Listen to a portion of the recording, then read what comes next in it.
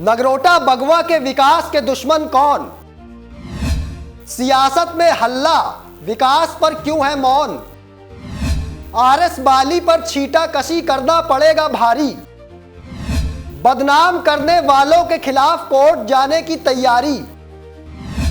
बिना जानकारी उछाल दिया प्रतिष्ठित लोगों का नाम। क्या सिर्फ राजनीति चमकाना ही रह गया काम? देश के सबसे विकसित ग्रामीण विधानसभा क्षेत्र नगरोटा बगवा के विकास के दुश्मन आखिर कौन है, जिनको नगरोटा बगवा में आज भी सैकड़ों करोड़ों का विकास नजर नहीं आ रहा, बल्कि ऐसे लोगों को सिर्फ अपनी सियासत से मतलब ही रह गया है। क्या चाहे वो बदनामी किसी की भी कर दें, उससे उनको कोई फर्क नहीं पड़ता। नमस्कार दोस्तों, आप देख रहे हैं समाचार फर्स्ट टू द पॉइंट और मैं हूं आपके साथ बालकृष्ण। क्या राजनीति में किसी प्रतिष्ठित या बड़े ओहदे पर बैठे व्यक्ति से बराबरी करने का सिर्फ एक ही तरीका रह गया है कि उसका नाम लेकर उसे बदनाम करो और सोशल मीडिया में उसका नाम जमकर उछालो और उसे बदनाम करो? या फिर स्वच्छ राजनीति से भी आज के समय में नेता काम कर रहे हैं? ये बड़ा सवाल है। आज नगरोटा बगवा की धरती पर कई सवाल खड़े होने लगे हैं।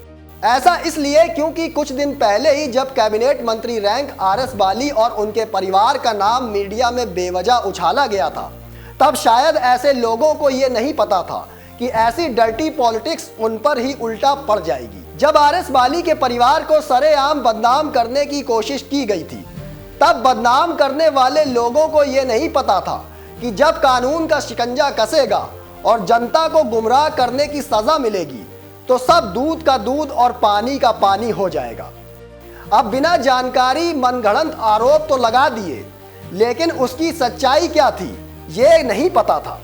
अपने ऊपर और परिवार के ऊपर होटल खरीद को लेकर लगे आरोपों को लेकर खुद जब कैबिनेट मंत्री रैंक आरएस बाली मीडिया के सामने आए तो सच्चाई खुद ब खुद सामने आ गई। आरएस बाली ने एक एक कर तथ्यों के साथ ऐसे लोगों को करारा जवाब दिया है जो कुछ दिन से उनको और उनके परिवार को बेवजह मीडिया के सामने उछाल रहे थे। होटल को कैसे खरीदा गया, कितने रुपए में खरीदा गया और किससे ये होटल खरीदा गया, हर एक जानकारी आरएस बाली ने मीडिया के सामने रखी और सवाल उठाने वाले लोगों के ज्ञान को काला अक्षर भैंस बराबर करार दे दिया। आरएस बाली ने साफ कर दिया कि जो लोग 24 करोड़ के सेटलमेंट का आरोप केसीसी बैंक पर लगा रहे थे और उन पर जो आरोप लगाए जा रहे थे, उनको सच से कुछ ताल्लुक नहीं है कि यह होटल किस स्कीम के तहत लिया गया और उस स्कीम के क्राइटेरिया क्या होते हैं। आरएस बाली ने बैंक्स के रूल एंड रेगुलेशन की जानकारी साझा करते हुए एक एक प्रोसेस बताया कि कैसे होटल को खरीदा गया। आरएस बाली ने कहा अखबार में विज्ञापन आया, जिसके बाद उनकी धर्मपत्नी ने यह अप्लाई करके 24 करोड़ की प्रॉपर्टी ली। साथ ही 18 करोड़ रुपए का loan central bank of India से सैंक्शन करवाया गया और 6 करोड़ रुपए खुद अपने खाते से भरे।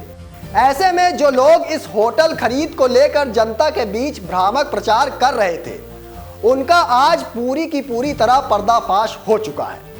इतना ही नहीं, जिन होटल मालिकों से यह प्रॉपर्टी खरीदी गई, आरएस बाली ने उनके बारे में भी विस्तार से बताया और कहा कि मेरे परिवार के साथ साथ ऐसे प्रतिष्ठित और सज्जन लोगों के नाम लेकर उनको भी बदनाम किया गया है। बहुत अनाप शनाप बोला गया, एकदम मैं समझ सकता हूं कि काला अक्षर जो होता है वो भैंस बराबर होता है, कई लोगों को समझ नहीं आता। और ये जो सीनियर लोग हैं, चाहे वो विपक्ष के हैं, उनको पता था कि इसकी असलियत क्या है, इसलिए किसी भी सीनियर आदमी ने इसके ऊपर बात नहीं की, ना विपक्ष ने की ना पक्ष ने की, क्योंकि अब इतना ज़्यादा ये डैमेज हुआ, इतना ज़्यादा नुकसान हुआ कि अब मैंने फैसला लिया है कि मैं अब कोर्ट में जाऊँ। और ये डिसीजन जो है, अब मैंने ये फैसला लिया, नहीं तो मैं कभी ये फैसला नहीं लेता, पर क्योंकि मेरे परिवार की बात है और मेरी बहन की बात है, मेरी धर्मपत्नी की बात है, तो अब मैंने ये निर्णय लिया कि I will move to the court. न्यायपालिका के पास जाके मैं अपनी बात रखूंगा और न्यायपालिका के पास जाके मैं अपनी बात रख के सच का सच और झूठ का झूठ जो है अब हिमाचल प्रदेश में न्यायपालिका कोर्ट करेंगे। अब कोर्ट का केस करने का मैंने निर्णय लिया और ये अल्टीमेट निर्णय, इससे सारी दुनिया को पता लगेगा कि सच क्या है और झूठ क्या है। इसलिए इस हर बात को लेके पहली बार जिंदगी में मैंने निर्णय लिया है कि अब मैं कोर्ट में जाऊंगा और पहले इनको नोटिस देंगे और नोटिस में इनसे सार्वजनिक तौर पे ये लोग माफी मांगे। अगर ये माफी नहीं मांगते, जिन लोगों ने ये भ्रामक प्रचार किया, ये झूठ फैलाया, अगर ये माफी नहीं मांगते तो फिर मैं कोर्ट को मूव करूंगा, इनको माफी का समय देंगे। क्योंकि मेरा तब भी दिल ऐसा है कि मैं एक बार जरूर समय देना चाहूंगा कि माफी मांगे, पर सार्वजनिक माफी मांगे। अगर नहीं उसके ऊपर भी ये माफी मांगते, फिर मैं कोर्ट में जाऊंगा और उसके बाद सच जो है और झूठ है वो कोर्ट सबके सामने लाएगा। कैबिनेट मंत्री रैंक आरएस बाली ने साफ कह दिया है कि 2013 से 16 तक में केशव चौहान और रोमा चौहान ने 18 करोड़ 55 लाख का लोन लिया, सीसी 5 करोड़ की ली। ऐसे में कुल लोन उनका हुआ 23 करोड़ का और उन्होंने आज तक 33 करोड़ 63 लाख बैंक में ब्याज के साथ वापस कर दिया है। फिर भी ऐसे लोगों ने अपनी राजनीति चमकाने के लिए केशव चौहान और रोमा चौहान जी को मीडिया में बदनाम करने का काम किया है। मतलब साफ है कि यह मामला सिर्फ 2022 में कांग्रेस की सरकार आने के बाद से ही शुरू नहीं हुआ था, बल्कि पिछली भाजपा सरकार में भी होटल खरीद को लेकर ओटीएस स्कीम के तहत हजारों लोगों की तरफ से अप्लाई किया जा रहा था। आरएस बाली ने क्लियर कर दिया है कि 2022 जुलाई में बीओडी हुई। जब कोई अकाउंट एनपीए में होता है तो दंडात्मक ब्याज लगता है, कुर्की होती है, फिर बैंक ओटीएस की स्कीम देता है। 2022 सितंबर में स्कीम आई कि पैसा जमा करा दीजिए, जितने भी अकाउंट एनपीए हैं इनका ओटीएस करेंगे, जितने लोगों ने खाता लिया उनको एक बार समझा जाएगा। इनमें 5461 लोगों को ओटीएस मिला, यानी 5461 लोगों को वन टाइम सेटलमेंट का मौका मिला, जिसमें 4420 लोगों ने सितंबर 2022 से अब तक लिया। 112 करोड़ बैंक को आए और बैंक ने 122 करोड़ दंडात्मक ब्याज छोड़ा। उसी समय 2022 में पहली बार रोमा चौहान जी ने अप्लाई किया था। पिछली सरकार के समय 2 करोड़ रुपए उन्होंने जमा करा दिया था। आरएस बाली ने बताया 16 नवंबर 2022 को सरोवर पोर्टिको होटल ने 2 करोड़ 20 लाख जमा कर दिए। ओटीएस स्कीम के पैसे 2 करोड़ 20 लाख रुपए जमा हुए। आगे के पैसे देने के लिए उनके पास नहीं थे। आगे जो स्कीम आई वो 5461 लोगों के लिए थी।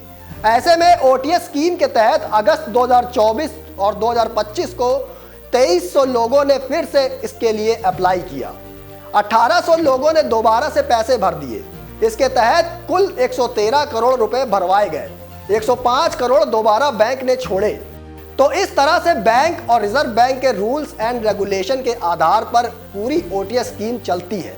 मेरा बड़ा पक्का यहाँ पे एक रिवाज है हमारे यहाँ, जो बर्तन है वो हम वापस करते हैं और मैं जो बर्तन है वो सूद समेत वापस करूँगा। ये बड़ी पक्की बात है। जो भी लोग हैं वो भी समझ रहे हैं कि मैं उनको जान रहा हूँ। अब वो घर में बैठ के इस चीज़ को जान लें कि मैं जान रहा हूँ कि आप ये भ्रम प्रचार करते हैं। जो स्कीम 2022 में आई थी वो सितंबर 2023 तक चली और ये स्कीम एक के लिए नहीं आई, 5461 लोगों के लिए आई। जितने लोग भी लोन लिया था बैंक ने एक के लिए नहीं निकाली, सबके लिए निकाली। और उसमें से कितने लोगों ने ओटीएस लिया? 4420 लोगों। उन 4420 लोगों ने ओटीएस लिया पर स्कीम आई 5461 लोगों के लिए। अब उस स्कीम के अंदर इन्होंने 2 करोड़ 20 लाख रुपए तो दे दिया पर बाकी पैसा ये दे नहीं पाए। अगस्त 2024 को मतलब पिछले साल दोबारा से ये स्कीम आई। इसमें तकरीबन 2300 लोगों ने, तो 2300 पीपल अगेन अप्लाइड। 2300 लोगों ने अप्लाई किया।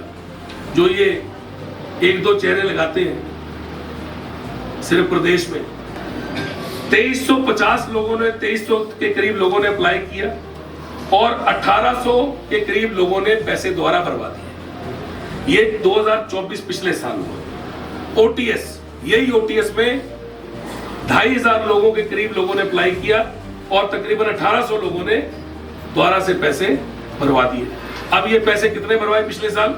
113 करोड़, 113 करोड़ और 105 करोड़ रुपए द्वारा बैंक ने छोड़ा। 105 करोड़ रुपए द्वारा बैंक ने छोड़ा, क्योंकि ये ओटीएस की स्कीम है। ये RBI, reserve bank of India जो है वो पूरे बैंक को मॉनिटर करता है, ये उसके ऊपर स्कीम्स चलती है सारी की सारी। तो द्वारा बैंक ने इसको किया। अब इस 105 करोड़ ने का वेवर ऑफ हुआ और 113 करोड़ रुपए जमा हुआ बैंक के अंदर। ये हिंदुस्तान के और दुनिया के सभी बैंक करते हैं। ये 2024-25 वाली स्कीम के अंदर इस बार इन्होंने भी पैसे जमा कर दिए। ये सारे लोगों के लिए थे, 2300 लोगों के लिए, 2300 पीपल, जिसमें से 1850 लोग, मान के चलिए तकरीबन 1850 लोगों ने तकरीबन पैसे जमा कराए, पर इनको सिर्फ एक आदमी नजर आया, वो थे सरोवर पोटीकोट। अब सवाल यह है कि जिन लोगों ने सिर्फ अपनी सियासत चमकाने और आरएस बाली के परिवार और आरएस बाली से अपनी बराबरी करने के चक्कर में जनता को गुमराह करने की कोशिश की, क्या अब जनता उनको जवाब देगी? क्या जनता ऐसे लोगों को समाज में अपनाएगी जो अपनी राजनीति के लिए किसी का भी नाम उछाल कर किसी को भी बदनाम करने से बाज नहीं आते? खैर, ये तो आने वाला वक्त बताएगा। लेकिन आरएस बाली की धर्मपत्नी और उनकी बहन के फोन नंबर्स और नाम जिस तरह से सोशल मीडिया में उछाले गए और बिना जानकारी आरएस बाली के पारिवारिक और निजी बिजनेसेस को बदनाम करने की कोशिश की गई है, अब उन लोगों को कोर्ट में भी अपना जवाब देना पड़ेगा। नहीं तो आरएस बाली ने यह साफ कह दिया है कि या तो वो सार्वजनिक तौर पर माफी मांग ले या फिर इसका जवाब कानून के जरिए दे। दोस्तों, आप इस मुद्दे पर क्या राय रखते हैं? हमें कमेंट बॉक्स में जरूर बताइएगा। फिलहाल मुझे दीजिए इजाजत, तब तक के लिए धन्यवाद।